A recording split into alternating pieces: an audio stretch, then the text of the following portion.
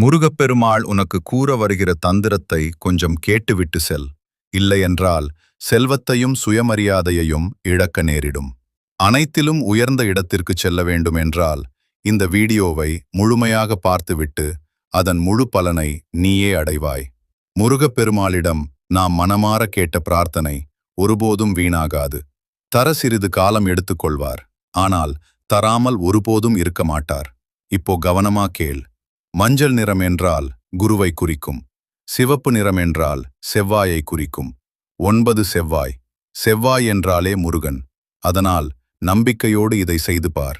மஞ்சள் நிற தாளில் சிவப்பு பேனாவால் 3, 6, 9 மட்டும் எழுதுங்கள். 3ஆம் வாய்ப்பாடு.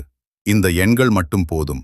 அதை இரவு தூங்கும்போது தலையணையின் கீழ் வைத்து உங்கள் கஷ்டங்களை மனதில் நினைத்து முருகனை அழைக்கவும். 9 ஆறுமுகம் கொண்ட முருகன்.